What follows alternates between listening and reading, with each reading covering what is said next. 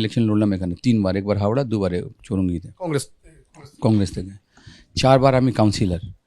আমি যে 2021-এ যখন ইলেকশন হলো আমার কাউন্সিলরশিপ, তখন শুধুমাত্র আমি একজন জিতি কংগ্রেসের হয়ে। কিন্তু এখানে যা তাণ্ডব ওই মমতা বাহিনী বা অভিষেক বাহিনীকে নিয়ে, পুলিশ বাহিনী, গুন্ডা বাহিনী, সকাল 5টা থেকে ইলেকশনে স্টার্ট হয় 7টায়, কিন্তু 5টা থেকেই লোক জোগাড় শুরু করলো ওরা। আর সেখান থেকে হাজারে হাজার লোক, পুলিশও খুব কম হলে এক একটা বুথে 200-300 করে পুলিশ পোলিং স্টেশনের বাইরে। আর ওদের আমাদের ভোট আটকাচ্ছে, ভোট দিতে দেবে না, ছেলেরা মারামারি করছে, অ্যারেস্ট করছে। বুথে লোক ছিল না, পোলিং স্টেশন যে বুথে আমাদের যে ছেলেরা বসে ওয়ার্কার, কংগ্রেস ওয়ার্কাররা, তাকে মেরে মারছে, তারপরে পুলিশ ধরে নিয়ে গাড়িতে ভরে নিয়ে গিয়ে বন্ধ করে দিচ্ছে। তো সেই সিচুয়েশানে আমি যেটা দেখলাম, আমি ভেতর থেকে খুব আত্মগ্লানি হলো আমার, যে এই দলটা আমি একা হয়তো ওখানে গিয়ে বোর্ড আমি যদি জিতে যেতাম বা হেরে যেতাম, তাতে তো ওই বোর্ডটা হতো না, এরকম কিছু ব্যাপার ছিল না। কিন্তু বিরোধী শূন্য করার জন্য মমতা ব্যানার্জি আর করতে তার জেতার জায়গা নেই। হয়তো 2-4 জায়গায় আছে, মালদা মুর্শিদাবাদ ছাড়া আর কোনো জায়গায় শক্ত ঘাঁটি কংগ্রেসের এখন নেই। তো এমএলএ এখানে যে ওই যে দুর্নীতিগ্রস্ত বিজেপি, তৃণমূল, তাকে উচিত উত্তর দেওয়ার জন্য এখন বিজেপি ছাড়া কোনো আর দল নেই এখানে। তো ওই সেটার জন্যই মন থেকে বা আমার ফ্যামিলি বা আরও বন্ধুবান্ধব সবাই বললো যে গিয়ে ওখান থেকেই লড়াইটা হবে, তুমি লড়াই ওখান থেকে ভালো দিতে পারবে। আমরা জয়েন করলাম বিজেপি।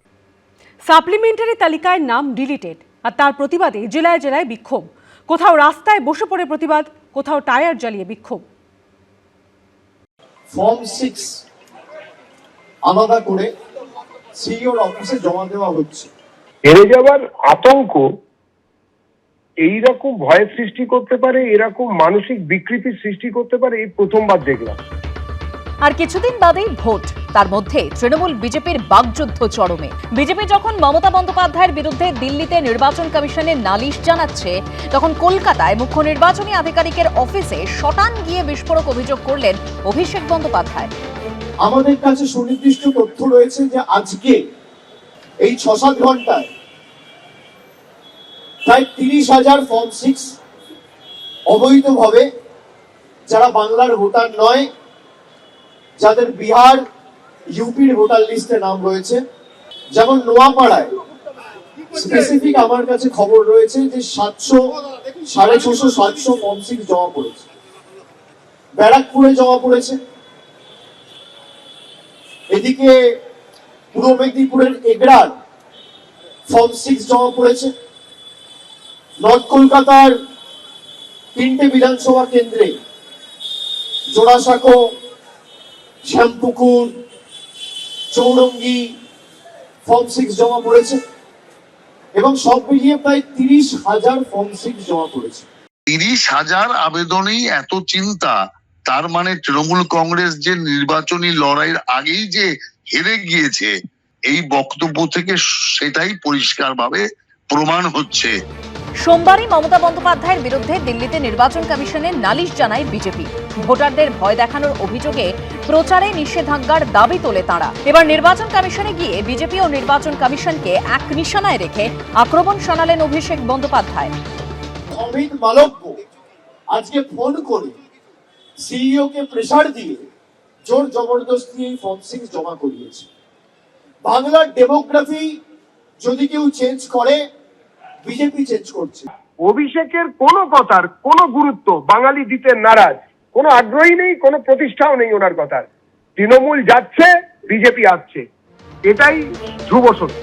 এসআইআর তালিকায় তার নাম না থাকায় কলকাতা হাইকোর্টের দ্বারস্থ হন ফারাক্কার সম্ভাব্য কংগ্রেস প্রার্থী মাহতাব শেখ। যদিও প্রধান বিচারপতি সুজয় পাল সেই আবেদনের প্রেক্ষিতে তাকে সুপ্রিম কোর্টের দ্বারস্থ হওয়ার পরামর্শ দেন। রুমা পাল ও শোভিক মজুমদারের রিপোর্ট, এবিপি আনন্দ। তৃণমূল ছেড়ে ফের কংগ্রেসে গেলেন বাদুড়িয়ার গতবারের বিধায়ক কাজী আব্দুর রহিম। তিনি যে বাদুড়িয়া থেকে কংগ্রেসের টিকিটে লড়তে পারেন, সেই ইঙ্গিতও দিয়েছে কংগ্রেস নেতৃত্ব। অন্যদিকে ভোটের আগে বিজেপিতে যোগ দেওয়ার ইচ্ছে প্রকাশ করেছেন নোয়াপাড়ার প্রাক্তন তৃণমূল বিধায়ক সুনীল সিং। বিধানসভা ভোট আসতেই শুরু হয়েছে দলবদলের পালা। কেউ তৃণমূল ছেড়ে কংগ্রেসের হাত ধরলেন, কেউ আবার তৃণমূল ছাড়ার ইচ্ছা প্রকাশ করলেন। তৃণমূল ছেড়ে ফের কংগ্রেসে গেলেন বাদুড়িয়ার গতবারের তৃণমূল বিধায়ক কাজী আব্দুর রহিম, যিনি দিনু নামেই বেশি পরিচিত। 2016 সালে কংগ্রেসের টিকিটে বাদুরিয়া থেকে ভোটে জিতে জয়ী হয়েছিলেন তিনি। 21-এর ভোটের আগে যোগ দেন তৃণমূলে। সেবার বাদুরিয়া থেকে তৃণমূলের হয়ে জিতে বিধায়ক হন কাজী আব্দুর রহিম। এবার আর তাকে প্রার্থী করেনি তৃণমূল। এরই মধ্যে কংগ্রেসে ফিরলেন তিনি। आज हमारा खुशी का बात यही है जहां आज हम घर लौट आया। আমি ওই দলে সত্যি অযোগ্য, তৃণমূলে আমি অযোগ্য, তার কারণ আমার মানসিকতার সঙ্গে ওই দলের কোনো সম্পর্ক নেই অনেক দিন থেকেই। आपको ये घर वापसी का याद कब आया जब आपको टिकट नहीं मिला टीएमसी से?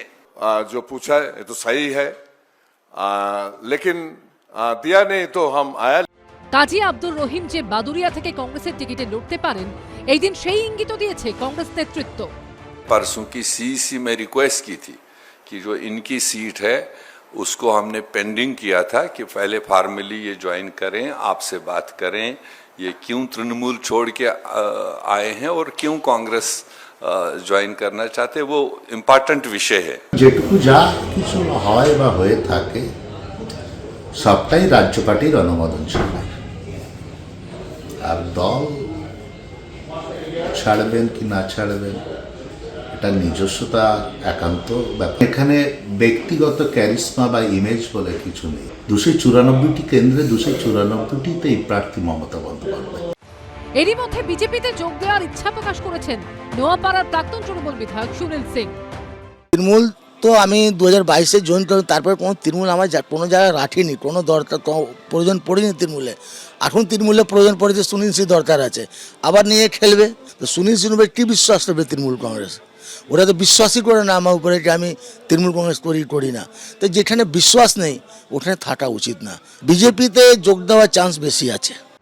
একদা অর্জুন সিং এর ছায়াসঙ্গী হিসেবে পরিচিত ছিলেন তার ভগ্নিপতি সুনীল সিং। অর্জুন সিং এর মতো 2019 সালে তৃণমূল ছেড়ে বিজেপিতে যোগ দিয়েছিলেন তিনি।